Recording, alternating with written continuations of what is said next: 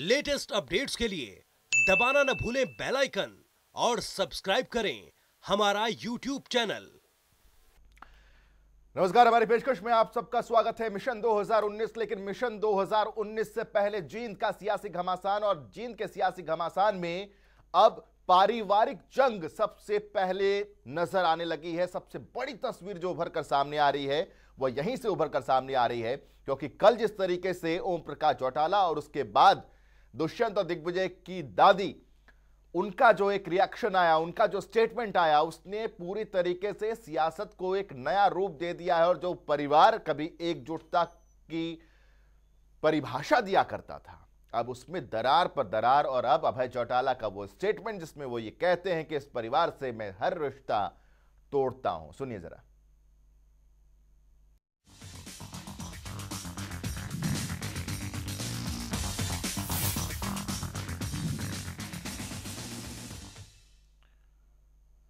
लगातार इस मसले पर एक के बाद एक तस्वीर जो उभर कर सामने आ रही है वो ये बताने के लिए काफी है कि किस तरीके से इंडियन नेशनल लोकदल और जेजेपी में, हालांकि जेजेपी अपने आप को इस पूरे मामले से दूर कर रही है और कहती फरलोग रद्द होने के पीछे उनकी ना तो कोई मंशा है, ना कोई स्टेप उन्होंने उठाया। ये जो भी हुआ है वो कानून के तहत हुआ, चीजें उसी हिसाब से रखी गई। दुष्यंत ये कहते हैं कि पैरवी ठीक ढंग से नहीं की गई, लेकिन आरोप कुछ और गंभीर लग रहे हैं। सुनिए।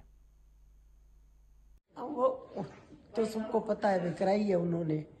और रैली में जो धक्के मुक्के हुए थे वो भी किसी से छुपे हुए नहीं है। वो तो अपने दादा को गिराना चाहते थे, भी इनके पैर हाथ टूट जाएंगे,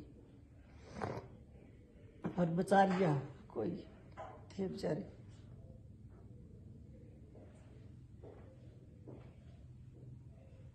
बस दुष्यंत जैसा, दिग्विजय जैसा नालायक तो किसी के पैदा ही ना हो, और हो तो रहे ना।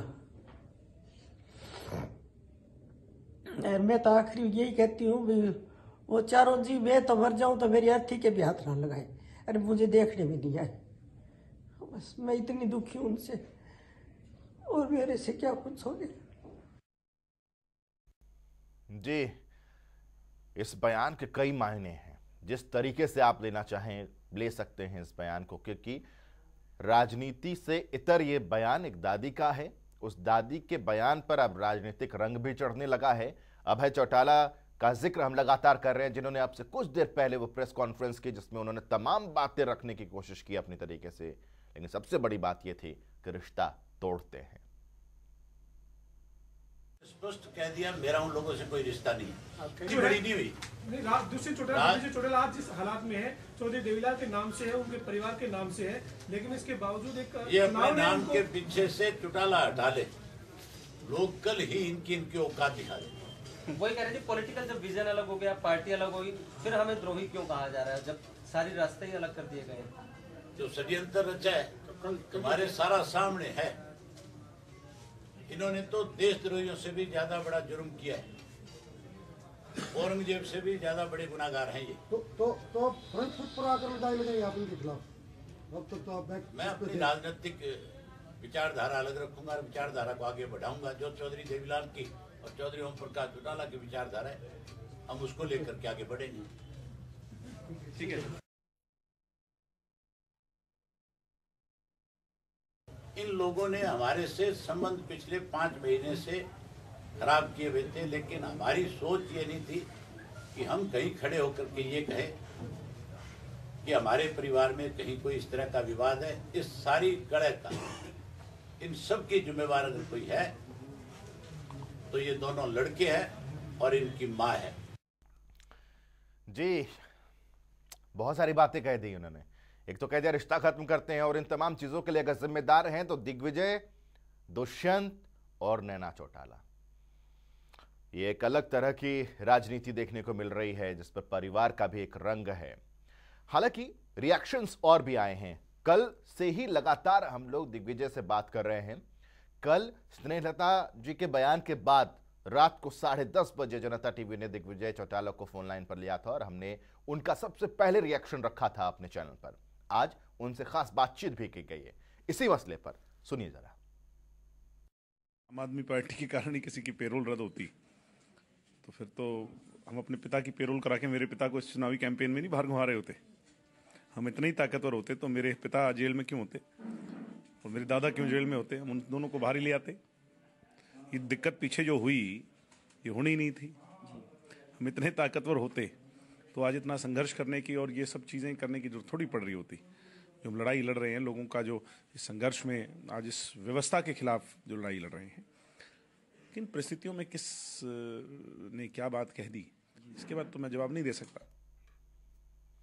जी हाँ, ये सफाई है इस पूरे मसले पर, लेकिन सफाई किन किन चीजों पर दी जाए, क्योंकि आरोप अभय चौटाला भी लगा रहे हैं, स्नेहलता जी का भी स्टेटमेंट सामने आया, लेकिन जहां से बात शुरू हुई वो था ओम प्रकाश चौटाला का वो स्टेटमेंट।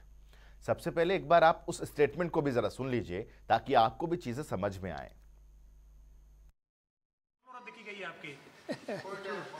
कोई नई बात है?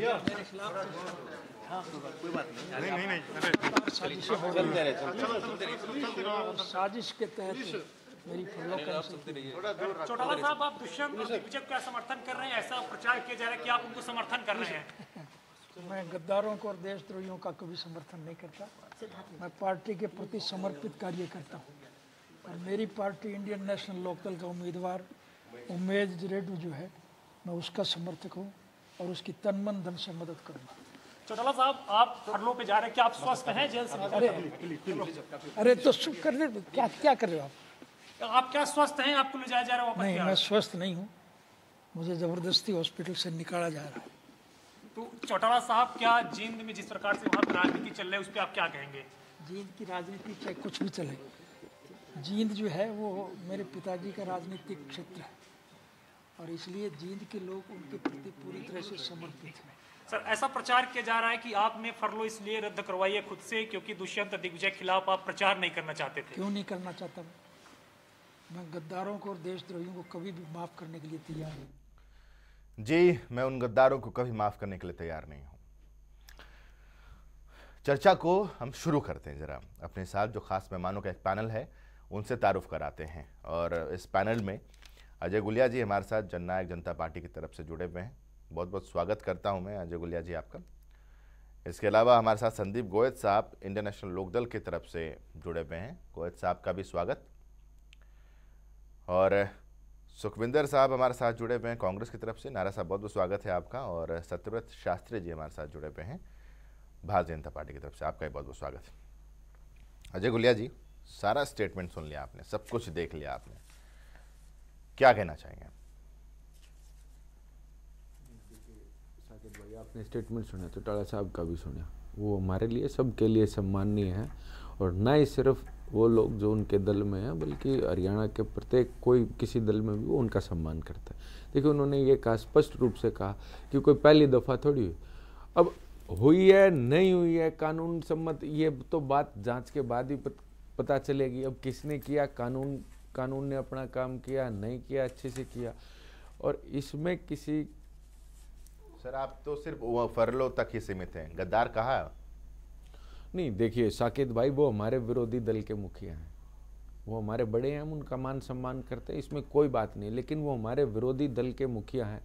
आज उनको कहीं ना कहीं यह आभास हो रहा है कि उनकी पार्टी का जो कैंडिडेट है उसकी जमानत भी नहीं बचने वाली और उसका मुकाबला तो नोटा से है। आप ये मान रहे हैं कि आप ये जो स्टेटमेंट है ओपी चौटाला का वो पॉलिटिकल स्टेटमेंट है बजाय दादा का स्टेटमेंट? बिल्कुल बिल्कुल। देखिए, वो हमारे विरोधी दल के मुखिया हैं, वो चाहते हैं वो किसी भी प्रकार से किसी इमोशनल दादी के स्टेटमेंट में क्या कहेंगे?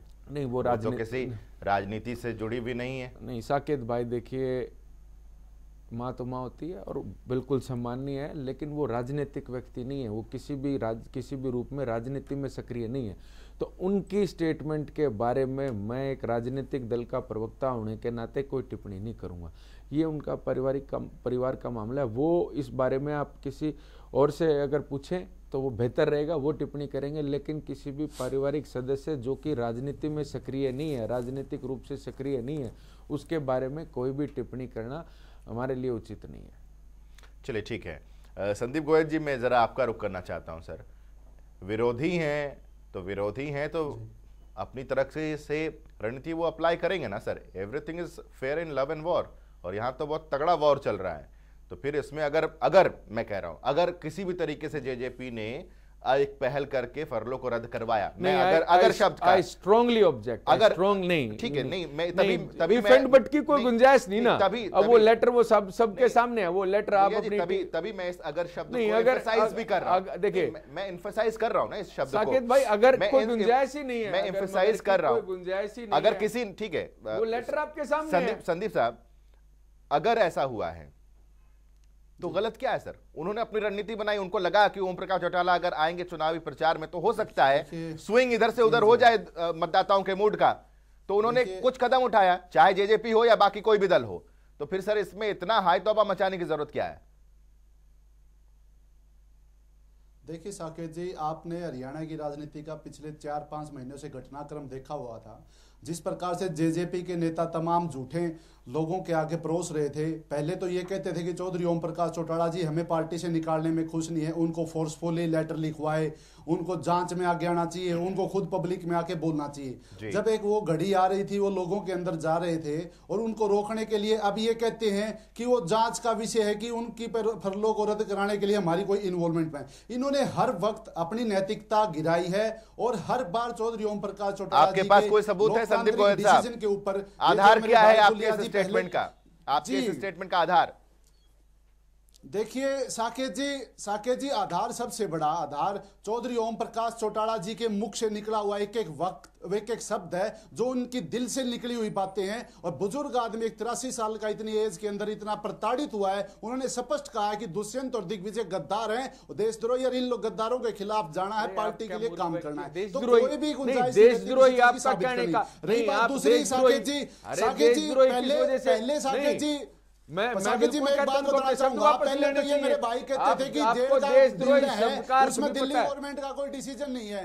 मैं तो ये कहता हूं कि ये जो दिल्ली गवर्नमेंट की वेबसाइट पे चले जाइए, आप दिल्ली गवर्नमेंट की वेबसाइट पे चले जाइए, तिहाड़ जेल दिल्ली एडमिनिस्ट्रेशन के होम डिपार्टमेंट के एडमिनिस्ट्रेटिव कंट्रोल में है या नहीं है। ये लोग तमाम झूठे लोग हैं। पहले भी कहते रहे कि भाई चौटाला साहब का एक जो लेटर जारी किया था, जिनको इनको पार्टी से निकाला था, वो चौटाला साहब का सिग्नेचर नहीं है। इनको प्रिंसिपल ऑफ नेचुरल जस्टिस नहीं दिखता। जब चौटाला साहब अपने मुंह से बोलते तो उनकी बातें भी इनको राजनीतिक बातें लगती हैं, तो ये लोगों को गुमराह कर रहे हैं। दूसरी बात संदीप गोयल जी आप ये कह रहे हैं, संदीप गोयल जी आप ये कह रहे हैं कि आम आदमी पार्टी का जो एक सपोर्ट मिला, गठबंधन नहीं है सपोर्ट है, उस सपोर्ट के आधार पर दिल्ली में ये दिल्ली में इन्होंने ये बदलाव करवाया तिहाड़ के प्रशासन के साथ मिलकर के, या अपने आदेश के हिसाब से? जी साकिब जी सबसे पहले तो आप दिल्ली जेल मैनुअल के रूल्स में मैं आपको एक कोट करना चाहता हूँ। उस दिल्ली जेल मैनुअल्स के रूल में यह कहा गया है कि अगर किसी कैदी की डेट ऑफ बर्थ उस महीने में आती है तो उसको बगैर उसकी लेटर के भी उसको फरलो पैरोल दी जानी चाहिए। चौटाला साहब का जन्म दिवस 1 जनवरी का है और चौटाला साहब को फरलो मिलती है अजय सिंह चौटाला जी के बाद। अजय सिंह चौटाला जी पहले आते हैं, फरलो कर लेके राजनीतिक गतिविधियों में सरेआम भाग लेते हैं। तो ये आम आदमी पार्टी का तो उस टाइम क्यों नहीं जागी? क्यों दिल्ली एडमिनिस्ट्रेशन उस टाइम क्यों नहीं उनकी फरलो को रद्द करा पाया? अगर आज चौधरी ओम प्रकाश चौटाला जी का जो लेटर निकाला कि वो राजनीतिक भागीदारी नहीं करेंगे, इस राजनीतिक भागीदार जी साकेत जी। संदीप जी, क्या अब आप लोगों को हार का डर सता रहा है? साकेत जी, हाँ जी नहीं साकेत जी, बिल्कुल भी नहीं। हम तो एक प्रकार से हम लड़ाई लड़ते हैं ईमानदारी से और नीति के अनुसार लड़ते हैं। हम झूठ की लड़ाई नहीं लड़ते, ना ही लोगों को गुमराह करते हैं। हम लोगों को स्पष्ट राजनीति की तरफ ले जाते हैं। हमने कहा कि भाई चौधरी ओम प्रकाश चौटाला जी आएंगे, अपने उम्मीदवार को अपना समर्थन देंगे। ये कहते रहे कि चौधरी ओम प्रकाश चौटाला जी का आशीर्वाद हमारे साथ है। तो इस प्रकार की जो 17 तारीख को चौटाला साहब की फरलो मिल जाती है, उनको यह कहा जाता है कि आप अपने जाइए, आप फरलो पर रिहा हो जाएंगे। 18 तारीख को 3 घंटे के अंदर अंदर एक और लेटर आता है कि भाई आपको पॉलिटिकल एक्टिविटीज के अंदर पार्टिसिपेशन नहीं करेंगे। ये एक राइडर उस लेटर के अंदर आता है। और आप ये देखिए कमाल की बात, चौधरी ओम प्रकाश चौटाला जी अभी रिहा भी नहीं हुए, उन्होंने कोई पॉलिटिकल एक्टिविटीज के अंदर पार्टिसिपेट भी नहीं किया। और एक एनोनिमस सी एप्लीकेशन जो किसी के नाम से नहीं है, वो एक दरखास्त आई 21 तारीख को एंट्री होती है, जबकि ऑर्डर पास किया जाता है 19 तारीख का। आप ये देखिए, ये मिली भगत नहीं तो और क्या है? क्योंकि आम आदमी पार्टी के जो होम मिनिस्टर है सत्येंद्र जैन है दिल्ली के अंदर, और होम मिनिस्टर के एडमिनिस्ट्रेटिव कंट्रोल के अंदर दिल्ली जेल आती है। तो ये और उसी दिन 21 तारीख को सुबह इनका आम आदमी पार्टी के साथ गठबंधन होता है, उसकी घोषणा होती है और शाम को चौटाला साहब को हॉस्पिटल से फोर्सफुली जेल में डाला जाता है कि everything is fair in love and war, और किसी ने अगर किसी तरीके से ये कदम उठाया तो क्या गलत। लेकिन बाकी दो खास मेहमान और भी हमारे साथ जुड़े हुए, उनको भी इंट्रोड्यूस कर लेते हैं। सतपाल शास्त्री साहब, ये जींद में जो उपचुनाव है इस पर पहले से तय था कि इस परिवार के बीच भी दो रिजल्ट इंपॉर्टेंट है, जींद उपचुनाव कौन जीतता है और दूसरा चाचा और भतीजे की जंग में कौन आगे होता है। लेकिन ये जो पूरा एक पारिवारिक ड्रामा, इस शब्द का इस्तेमाल करना होगा, ना चाहते हुए भी करना होगा, कि ये जो पारिवारिक ड्रामा चल रहा है इस पर क्या रिएक्शन है बीजेपी का? देखिए मैं ये कहना चाहूंगा कि जिस प्रकार से मैं तो पहले भी डिबेटों में कह चुका कि इनेलो का जो बेस वोटर था उसके वोट शेयरिंग किस पर होगी। सदर शास्त्री साहब, मैं एक सेकंड आपको माफी के साथ रोक रहा हूं। सुरेंद्र जी हमारे साथ आम आदमी पार्टी की तरफ से इस वक्त जुड़े हुए हैं। सुरेंद्र कमांडो साहब, स्वागत है आपका। और सीधे तौर पर आरोप इंडियन नेशनल लोकदल की तरफ से ये लग रहा है कि दिल्ली सरकार के होम मिनिस्टर और होम मिनिस्ट्री की तरफ से तिहाड़ के मैनुअल के मुताबिक जो फरलो मिलनी चाहिए थी उसमें छेड़छाड़ करके आप लोगों ने ओम प्रकाश चौटाला के फरलो को रद्द करवाया है, चूंकि आपने सपोर्ट कर दिया जेजेपी को। सबसे पहले तो मैं जितने दर्शक हैं आपके माध्यम से सबको नमस्कार करता हूं। और दूसरा जो है ये कानूनी पहलू है, इस प्रकार से कानून जिस तरह से इजाजत देता है किस समय के ऊपर किस हालात के अंदर किन चीजों के लिए जो है ना पैरोल दी जाती है जी। पैरोल के कुछ क्राइटेरिया है, उनके तहत पैरोल दी जाती है और इसमें कोई पॉलिटिकल वेंडेटा नहीं है किसी भी तरह की। क्या जेजेपी को समर्थन दिया आप लोगों ने और जेजेपी के लिए ओम प्रकाश चौटाला का चुनावी रण में उतरना थोड़ा सा समीकरण को बदल सकता था, इसलिए ये आरोप लग रहे हैं आप लोगों पर कि आप लोगों ने जानबूझकर ऐसा किया है? इनके तो कोई ढोल में पर्ची है ही नहीं, गोता मारने से भी पर्ची नहीं निकलेगी इनकी तो किसी भी तरह से प्रचार से कोई महत्व नहीं। और जो है ना जिस तरह से अगर जेल से इस तरह की परमिशन तो वैसे भी नहीं दी जाती, कोई आदमी जेल से फरलो ले और फरलो लेके फिर वो प्रचार करते हुए घूमे, ये तो कोई हालात कोई हारी है नहीं। अजय चौटाला जी जब बाहर आए थे तो उन्होंने पॉलिटिकल हर कुछ किया। अजय चौटाला जी जब बाहर आए तो रहता है, तो जिस तरह से ये भी बाहर आए तो इन्होंने कुछ ज्यादा किया, हो सकता है कि आसपास के हालात या जिस तरह की जो अभी जो फरलो मिला सुरेंद्र कमांडो साहब, उसमें तो कोई भी पॉलिटिकल उन्होंने ना तो एक्टिविटी की, ना कहीं उनका रैली में वो गए, ना कहीं जाकर के जनसभा को संबोधित किया, ऐसा तो कुछ भी नहीं था। नहीं, कोई लॉ एंड ऑर्डर को देख के पुलिस या जो भी तकनीकी कोई संस्थान जो भी है जिस तरह की रिपोर्टिंग की जाती है इंटेलिजेंस विभाग से, उसके माध्यम से। और वो तो सुरेंद्र कमांडो साहब, उनको तो जाना हरियाणा था, तो हरियाणा सरकार की तरफ से तो ऐसा कुछ भी तिहाड़ जेल प्रशासन को या दिल्ली सरकार को नहीं लिखा गया कि ओम प्रकाश चौटाला आएंगे तो यहाँ पर हालात बिगड़ सकते हैं, ऐसा तो कुछ भी नहीं किया गया। कानूनी प्रक्रिया के अंदर ये कोई मायने नहीं रखता। और ये तो जो चुनावी दौर है उनके दौरे लगाने से और ना लगाने से वोटर पर प्रभाव नहीं पड़ने प्रक्रिया का सम्मान होना चाहिए, कानूनी प्रक्रिया का। एक काउंटर सुरेंद्र कमांडो साहब, एक काउंटर संदीप गोयल जी का आपके लिए। संदीप गोयल जी इंडियन नेशनल लोकदल के प्रवक्ता हमारे साथ हैं, उनका एक रिएक्शन। साकेत जी, इन्होंने कानूनी मामले का कहते हैं कि ये किस प्रकार का मामला, कोई कानूनी मामला नहीं। मैं कहता हूं कानूनी मामला का राजनीतिक इस्तेमाल कीजिए। पहले बात ये देखिए, रूल नंबर 1221 में स्पष्ट कहा गया है कि किसी भी कैदी को उसके जन्म दिवस के पहले 1 महीने पहले उसकी फरलो को अलाउड किया जाना चाहिए। Every eligible convict may be granted once furlough furlough in the month of his birthday, even without apply for the furlough. Now Saket ji, आप ये देखिए जो कंडीशंस जो लगाई जाती हैं, उन कंडीशंस के अंदर भी कहा गया है कि वो कहीं पर पॉलिटिकल एक्टिविटी में पार्टिसिपेट नहीं करेंगे, कंडीशंस की कहीं वायलेशन नहीं। तीसरा, जो नॉन एलिजिबल होते हैं कि भाई आप फरलो नहीं मिलेंगे, उसकी लिस्ट में भी चौधरी ओम प्रकाश चौटाला जी नहीं आते, क्योंकि पहले एक प्रोसीजर होता है रूल 1224 का पार्ट 2, जो 3 पॉइंट आपने रखे हैं, उन 3 पॉइंट पर सुरेंद्र कमांडो जी से हम आगे भी रिएक्शन लेंगे और एक छोटे से ब्रेक के लिए रुक रहे हैं। लेकिन सुखविंदर साहब और शास्त्री साहब, आप दोनों से मैं माफी भी मांगता हूं कि ज्यादा वक्त आप लोगों को दे नहीं पा रहा हूं मैं, लेकिन ब्रेक के बाद जब लौटूंगा आप लोगों का भी रिएक्शन लेंगे। एक छोटा सा ब्रेक, जल्द लौट रहे, बने रहिए। सबसे बड़ी और सबसे अहम चर्चा, और ब्रेक से जब लौटेंगे अभय चौटाला का वो स्टेटमेंट आपको फिर से सुनाएंगे जिसमें वो ये कह रहे हैं कि परिवार से हर रिश्ता खत्म करते हैं।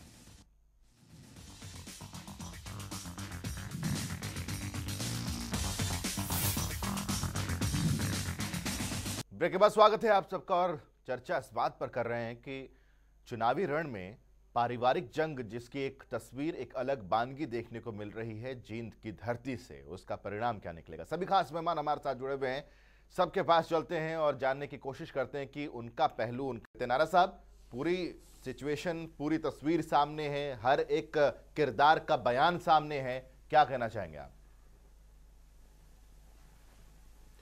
देखिए, पहली बात तो मैं ये कहना चाहूंगा कि चौधरी ओम प्रकाश चौटाला जी के बाहर आने से या अंदर रहने से हमारी पार्टी के ऊपर कोई असर नहीं पड़ता, किसी भी तरह से हम इफेक्ट नहीं होते। अगर असर पड़ता है तो वो इनेलो पर और जेजेपी पर असर पड़ता है। लेकिन सबसे बड़ी दुख की बात यहां जो है, जो मैं कहना चाहूंगा कि एक दादा अपने पोते के बारे में कहता है कि वो गद्दार है और देशद्रोही है। ऐसा बयान दादी भी देती है कि ऐसे बच्चे पैदा ही ना हो, अगर हो तो वो ना रहें। इस तरह के जो बयान है जो दादा और दादी ने उनके बारे में कहा है, दुष्यंत और दिग्विजय की जो क्रेडिबिलिटी है उसको प्रभावित करते हैं। जनता के बीच में जब ये बयान जाते हैं तो जनता सोचेगी कि जिन बच्चों ने अपने दादा और दादी का सम्मान नहीं किया, जिनके बारे में दादा और दादी ही विचलित हो उठे हैं और बयान पब्लिक के सामने दे रहे हैं कि वो देशद्रोही हैं और गद्दार हैं और उनको जीवित रहने का भी कोई हक नहीं है, तो ऐसी सिचुएशन में जो जनता है, हरियाणा की जो जनता है, वो उन पर विश्वास नहीं करेगी। ये मैं मानकर चलता हूं, क्योंकि हरियाणा की संस्कृति है अपने बुजुर्गों का सम्मान करना, ये हरियाणा की संस्कृति है। ठीक है, मैं एक रिएक्शन लेना चाहूंगा अजय गुलिया जी से। चलते हैं इस मसले पर एक रिएक्शन अजय गुलिया जी से, उसके बाद सत्यव्रत शास्त्री साहब आपके पास आता हूं। देखिए साकेत भाई, मैंने जैसे भी पहले भी कहा कि श्रीमती स्नेहल चौटाला जी वो कोई राजनीतिक आदमी नहीं है, तो कोई राजनीतिक महिला भी नहीं है, कोई ना उनकी कोई पब्लिक लाइफ है, तो उनके बयान पर मैं कोई टिप्पणी नहीं करना चाहूँगा। हाँ, ओम प्रकाश चौटाला जी के बारे में मैं ज़रूर कहना चाहूँगा कि वो हमारे विरोधी दल के मुखिया हैं। अब उनको लगा, अब देखिए वो तो एक पोस्ट ट्रूथ एरा उनके चारों तरफ क्रिएट कर दिया गया, उनको दिखाया गया कि उनको बताया गया कि इंडियन नेशनल लोकदल पार्टी। नहीं सर, वो इतने मंझे हुए राजनेता हैं। आप ये कह रहे हैं कि उनके आसपास एक औरा तैयार कर दिया गया। जवाब तो देने दो साकेत भाई, जवाब तो देने दो। पहले भी आपके ऐसे कुकृत्य किए हुए हैं, आपने क्या बात कर रहे हैं आप? कौन से कर दिए? सब उजागर जब हो रहे थे, आज फिर मुंह छुपा कर बैठ गए। मुंह छुपा के बैठ गए। आपकी तरह कोई भाग थोड़ी गए चुनाव से। अरे आपकी तरह कोई भागे थोड़ी है चुनाव से। आपकी तरह कोई चुनाव से थोड़ी भाग गए। ये पता लग गया था कि चुनाव में इनको ये पता लग गया था कि चुनाव में इनकी जमानत जब्त होनी है, तो इन्होंने बीजेपी के साथ मिलकर के ऐसा किया। आपकी तो नैतिकता की तो जमानत आज के दिन जब्त हो चुकी है। वो तो मान सम्मान आप लोग अपने बुजुर्गों का नहीं खो बैठे। 31 तारीख को जब रिजल्ट आएगा, वो हमारे विरोधी दल के मुखिया हैं, वो हमारे विरोधी दल के मुखिया हैं, उनको पता लग चुका था कि उनके दल का जो कैंडिडेट है उसकी जमानत नहीं बचनी। उनको पता लग चुका था कि उनके जो दल का कैंडिडेट है उसकी जमानत नहीं बचनी। तो ये इमोशनल कार्ड बीजेपी के साथ मिलकर के खेला गया है। ये सारा कार्ड बीजेपी के साथ मिलकर के आप लोगों ने खेला। और ये तो मैं तो एक और बात आपके टीवी चैनल पे कहना चाहता हूँ। मैं तो एक बात साकेत भाई, चौधरी देवीलाल जी की विचारधारा का भी अपमान किया। एक अलग पार्टी आनी, ये तो 2-2,500 में सिमटेंगे। ये उन 2,000-2,500 वोटों को भी बीजेपी को ट्रांसफर करने का काम कर सकते हैं, ताकि किसी तरीके से दुष्यंत जी को, दिग्विजय जी को जीत में रोका जा सके। ये तो इस प्रकार की सोच वाले लोग हैं। उन्होंने तो बीजेपी के साथ मिलकर के ये षड्यंत्र किया है। वो हमारे विरोधी दल के मुखिया हैं, वो हमारे खिलाफ बोलने उनको आजादी है, वो कुछ भी कहे। वो हमारे विरोधी दल के मुखिया हैं साकेत भाई, वो हमारे खिलाफ बोलने की उनको आजादी है। लेकिन ये सारा का सारा emotional drama Indian National Lokdal party ने भाजपा के साथ मिलकर के रचा, ताकि किसी भी तरीके से ये लोग आपकी आपकी नीति केवल एक है, चौटाला जी को रोका जा सके। लेकिन दुष्यंत जी के साथ पूरे जींद का नहीं, पूरे हरियाणा प्रदेश की माताओं बहनों का, बड़े बुजुर्गों का आशीर्वाद है। उनके विजय रथ को आप रोक नहीं सकते। मैं आप दोनों को रोक रहा हूं, आप दोनों को रोक रहा हूं। संदीप गोयल साहब एक सेकंड, अजय गुलिया जी एक सेकंड, अजय गुलिया जी एक सेकंड, संदीप गोयल साहब एक सेकंड, संदीप गोयल जी, मैं जरा रुक कर लेता हूं सत्यव्रत शास्त्री साहब का। शास्त्री साहब, उस समय आपका जवाब मैं पूरा ले नहीं पाया था, माफी चाहता हूं इसके लिए, आप अपनी बात रखें सर।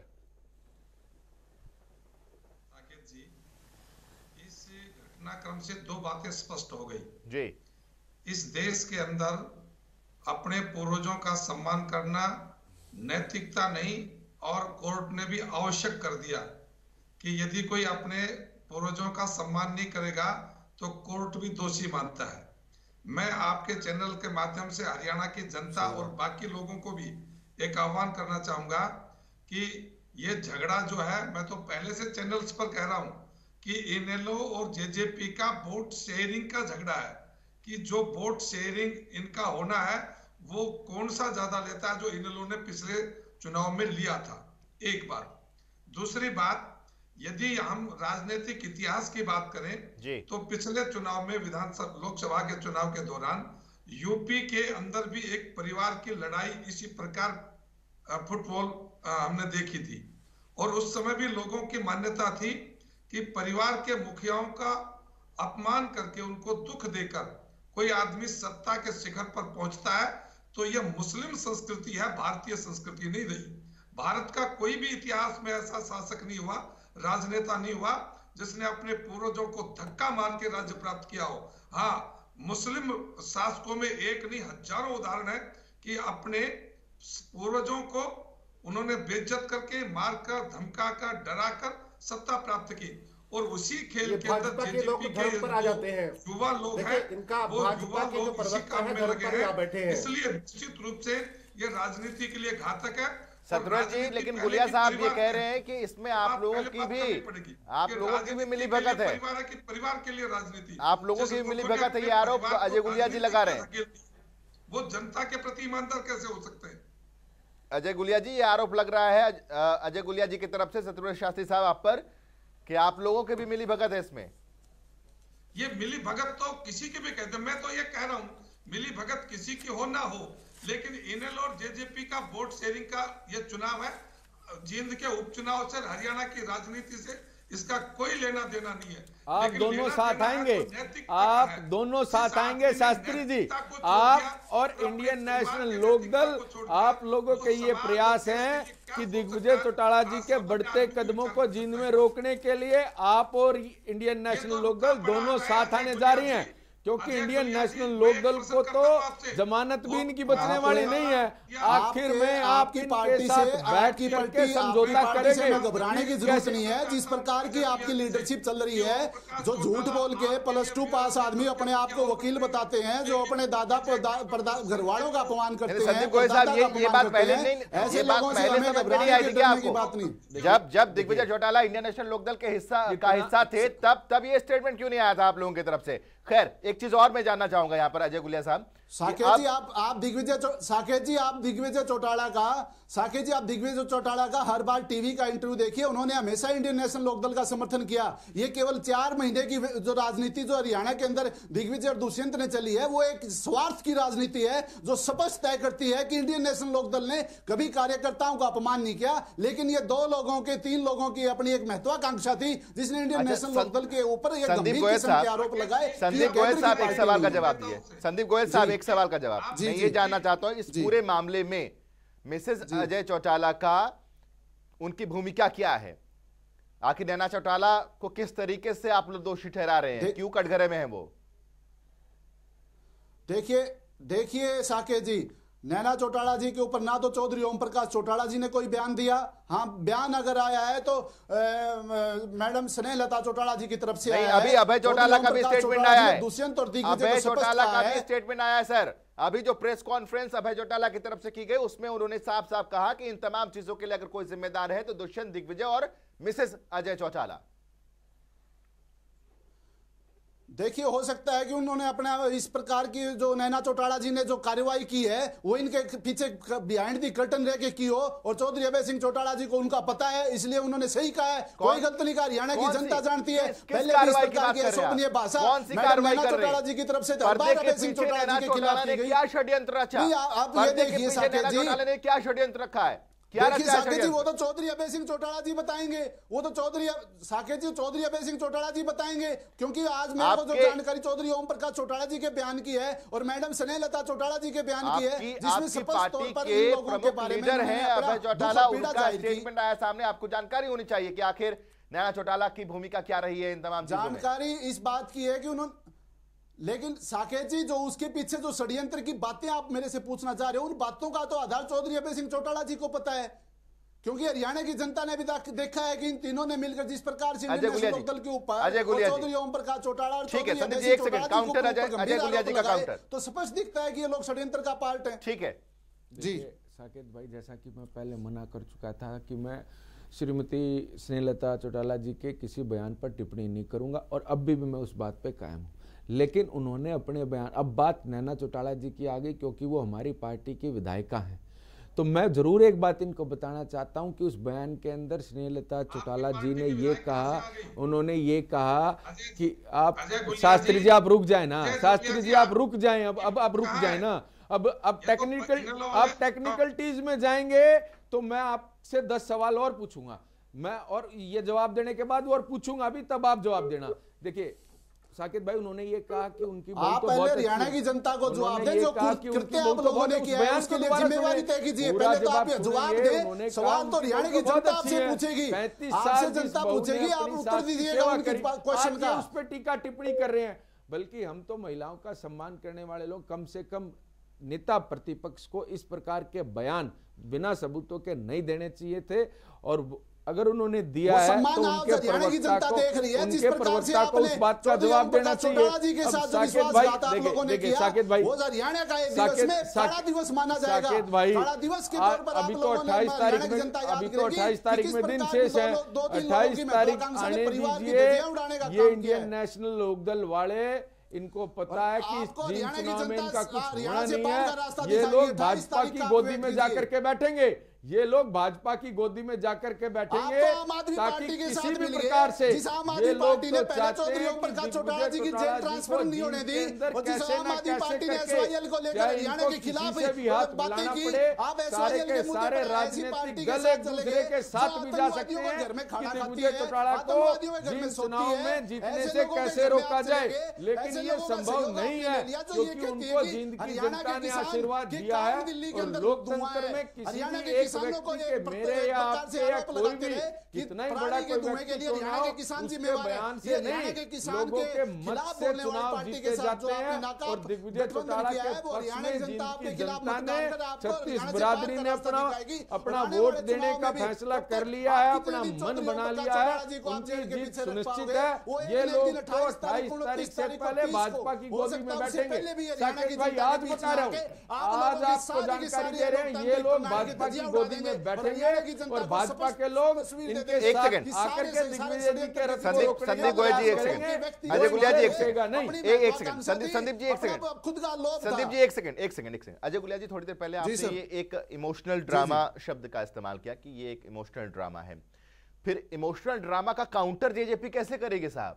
आप कैसे इमोशनल बांध को इमोशनल बांध से ही तोड़ेंगे ना, या इमोशनल बांध को फैक्चुअल बांध से तोड़ेंगे, या कैसे तोड़ेंगे इस ये जो तीर छोड़ी गई आप लोगों की तरफ? नहीं, देखिए साकेत भाई, ये चीजें सारी चीजें धीरे धीरे स्पष्ट हो जाएंगी। मैंने आपको जो पूरी जिम्मेवारी से ये बात कह रहा हूँ कि 28 से पहले ये लोग इंडियन नेशनल लोकदल वाले भाजपा की गोदी में बैठे आपको मिलेंगे, ये बैठे मिलेंगे, ताकि कैसे ना कैसे करके दिग्विजय जी को रोका जाए। आपने तो दो पार्टियों का सहारा ले लिया, मैं छोटे से ब्रेक के लिए आप रुक रहा हूं, एक छोटे से ब्रेक के लिए संदीप जी यहाँ पर रुक रहे हैं, छोटे से ब्रेक के लिए रुक रहे हैं, लेकिन ब्रेक के बाद अजय गुलिया जी एक सवाल का जवाब ये दीजिएगा कि जब इस तरह के मैसेज, और आज सोशल मीडिया और हाई टेक्नोलॉजी का जमाना है, तुरंत सर्कुलेट होते हैं, जब इस तरह के दादा और दादी का मैसेज, इमोशनल मैसेज जब मतदाताओं के बीच पहुंच रहा है, तो फिर उनका रिएक्शन क्या होगा? कहीं उनका मूड स्विंग अगर हुआ तो फिर जेजेपी के लिए मुश्किल हो सकती है। जो बिसात जेजेपी ने बिछाई है, हो सकता है कि उसमें एक नया शह हो ये, और ये शह कहीं मात में तब्दील ना हो जाए। एक छोटा सा ब्रेक, लौट रहे हैं।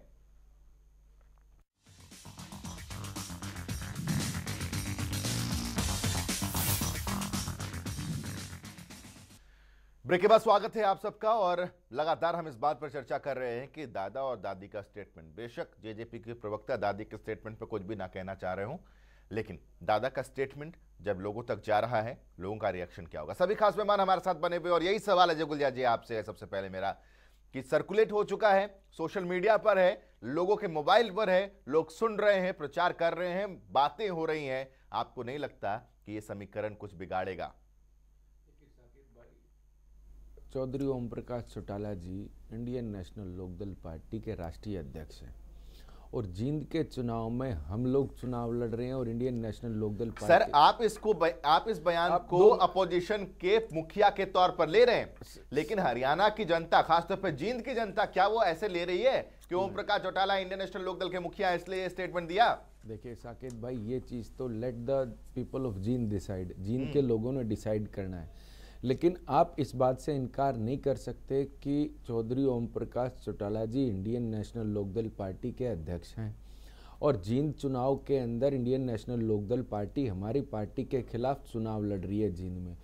तो वो हमारे विरोधी दल के नेता हैं, वो अपनी तरफ से ज़रूर प्रयास करेंगे कि कैसे ना कैसे करके जेजेपी को रोका जाए और ये उनका लोकतांत्रिक अधिकार भी है। उनको ये अधिकार है, कानूनन उनको, लोकतंत्र ने उनको ये अधिकार दिया है, वो अब उसको अवेल कर रहे हैं, वो उनकी सोच है। लेकिन ultimately end of the day decide तो जींद की जनता ने करना है कि वो किसको वोट करेगी और किसको विधानसभा में भेजने का काम करेगी। और साकेत भाई, सिर्फ 15 सेकंड और लूंगा, उसके बाद मेरे इनेलो के साथी प्रवक्ता अपनी बात कह सकते हैं। देखिए 28 तारीख आप आने दीजिए, मैं आपको बता देता हूं कि ये लोग भाजपा की गोदी में जाकर के बैठ जाएंगे, इंडियन नेशनल लोकदल वाले, और इनकी रणनीति सिर्फ एक होगी कि किसी भी प्रकार से दुष्यंत चौटाला जी, दिग्विजय चौटाला जी को जींद में रोका जा सके। लेकिन वो इनके अख्तियार में नहीं है। ये कितनी पार्टियां, सारी पार्टियां एक हो जाएंगी, वो भी इनके अख्तियार में नहीं है और ना वो मेरे अख्तियार में। वो तो जींद की जनता ने डिसाइड करना है और जींद की जनता अपना मन बना चुकी है। देखिए साकेत जी, देखिए जिस प्रकार से रोकने की बात जो दुष्यंत और दिग्विजय की हो रही है, इनकी हरकतें इनको रोक देंगी, जो कोई ज्यादा में जोर लगाने की जरूरत नहीं है। और जिस प्रकार से चौधरी ओम प्रकाश चौटाला जी के बारे में ये कहते रहे थे कि इंडियन नेशनल लोकदल के राष्ट्रीय अध्यक्ष का आशीर्वाद दुष्यंत चौटाला और दिग्विजय चौटाला के ऊपर है, इस प्रकार की भ्रांति जनता के अंदर बार बार पहले भी फैलाई जाती रही। और जब एक मौका आ गया कि इन भ्रांतियों को दूर करने के लिए चौधरी ओम प्रकाश चौटाला जी लोगों के बीच में भी आ सकते हैं, तो इनके मन में एक भय समा गया कि कहीं सारी की सारी बातें जो पिछले 4-5 महीनों से घटित हुई हैं पार्टी के अंदर, वो सभी चीजें चौधरी ओम प्रकाश चौटाला जी के मुख से कहीं स्पष्ट न हो जाएं। उनकी जुबान को दबाने के इन्होंने एक जो नापाक कार्य आज आम आदमी पार्टी के प्रशासनिक अधिकारियों कह लो, सरकार के आदमियों के साथ मिलकर इन्होंने खेला है, वो हरियाणा और खासकर जींद की जनता जरूर जानती है। क्योंकि इसमें जींद की जनता अपने आप को सबसे लूटा हुआ मानती है, क्योंकि उनके जींद की जनता को गुमराह किया और उनको ये कहा गया कि चौधरी ओम प्रकाश चौटाला जी हमारे पक्ष में आपको अपील करेंगे। अब जींद की जनता स्पष्ट जान चुकी है कि चौधरी ओम प्रकाश चौटाला जी दुष्यंत और दिग्विजय के खिलाफ हैं और अपने लोकल प्रत्याशी जो एक गांव का बेटा, किसान का बेटा, अपील की है। तो शास्त्री साहब, अजय गुलिया जी आरोप लगा रहे हैं कि इंडियन नेशनल लोकदल और बीजेपी का पर्दे के पीछे साठगांठ हो चुका है। गोदी में बैठेंगे 28 से पहले। देखिए बहुत देर से आप तो पहले ही बैठ गए आम आदमी पार्टी के, आप लोगों को तो इतना डर सता गया, आप भविष्यवाणी भी करने लगे। संदीप जी एक सेकंड, एक बार ध्यान से सुन ले संदीप जी और अजय गुलिया जी, कि इनेलो और बीजेपी साथ मिलेंगी नहीं मिलेगी तो भविष्य के गर्भ में है। लेकिन अभी वर्तमान में जेजेपी ने और आप पार्टी ने जो समझौता किया है, वो हरियाणा के लोगों की पीठ पे छुरा घोंपने का काम किया। जिस आप पार्टी ने हरियाणा के पानी के हक की लड़ाई पंजाब के साथ लड़ी, अगर पंजाब का पानी हरियाणा का हक नहीं है, और उस पार्टी के साथ वो मिल चुके हैं। इनेलो तो मिलेगी नहीं मिलेगी वो तो बात की बात है, लेकिन जेजेपी ने तो उन लोगों के साथ हाथ मिला लिया जो हरियाणा के हितों के दुश्मन है। एक बात। दूसरी बात मैं पूछूंगा कि अजय गुलिया जी, ओम प्रकाश चौटाला आपके मुखिया, आपके विरोधी दल के मुखिया हो सकते हैं, लेकिन क्या दिग्विजय और दुष्यंत चौटाला ये बात कह सकते हैं कि वो हमारे विरोधी दल के मुखिया हैं इसलिए बोलेंगे? और ओम प्रकाश चौटाला के कठोर शब्द और कठोर हृदय मैं मान भी लूं कि वो कह भी सकते हैं, लेकिन तो ठीक है सत्यव्रत जी, आपकी बात का काउंटर ले लेता हूं मैं अजय गुलिया जी से। अजय गुलिया जी, ठीक है शास्त्री साहब, ठीक है गुलिया जी। देखिए साकेत भाई, इस प्रकार की बातें भाजपा के अभी इन्होंने कह भी दिया कि ये तो भविष्य के गर्भ में आएंगे कि नहीं आएंगे। एक चीज मैं आपके टीवी चैनल पे बिल्कुल स्पष्ट कर दूं कि हमारा आम आदमी पार्टी के साथ कोई अभी गठबंधन नहीं हुआ। ये भविष्य के गर्भ में है कि होगा कि नहीं होगा। अब रुक जाओ, ठीक है। हाँ शास्त्री जी आप बोल रहे, मैं चुप हूँ।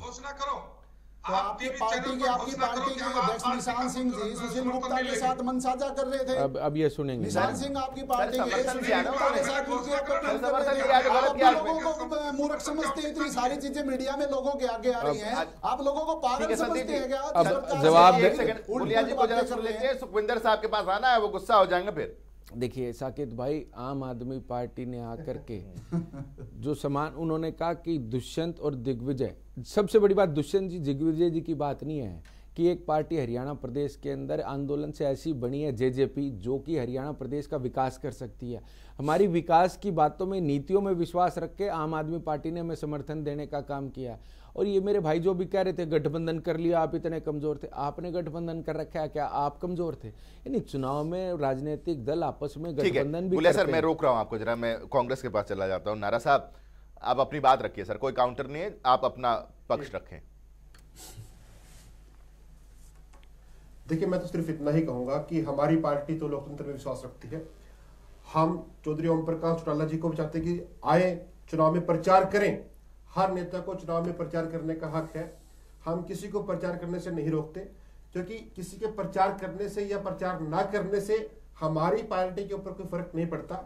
हमारी पार्टी के नेता, हमारे अध्यक्ष डॉक्टर अशोक तंवर जी और चौधरी रणदीप सिंह सुरजेवाला जी लगातार प्रचार में लगे हुए हैं और हर दिन हर रोज हमारी पार्टी ग्राफ बढ़ रहा है। हमें जेजेपी से या एनएलओ से या भाजपा से किसी प्रकार का कोई खतरा नहीं है। और ये पार्टी जेजेपी और एनएलओ अभी आपस में ही लड़ रहे हैं, इनका अपना ही डिस्प्यूट, इसका भी अभी कोई भी किसी तरीके का निपटारा नहीं हुआ। तो जो लोग आपस में लड़ रहे हैं, क्या जनता के जो आप दुख दर्द है, जनता की जो समस्याएं हैं, उनका समाधान कर पाएंगे? जनता सब सोचती है और देखती है इस चीज को कि जिस परिवार के मुखिया ने यह कह दिया कि उसका पोता, उसका बेटा देशद्रोही है, गद्दार है, तो जनता उसको मानने वाली नहीं है, जनता उसको स्वीकार करने वाली नहीं है।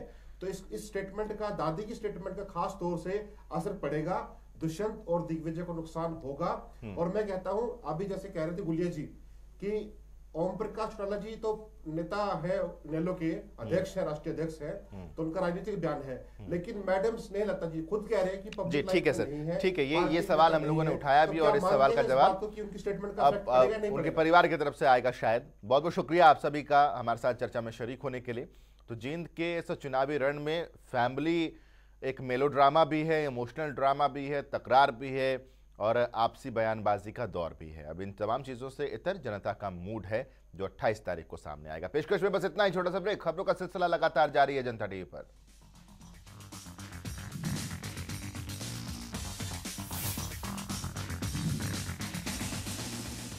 लेटेस्ट अपडेट्स के लिए दबाना न भूलें बेल आइकन और सब्सक्राइब करें हमारा YouTube चैनल।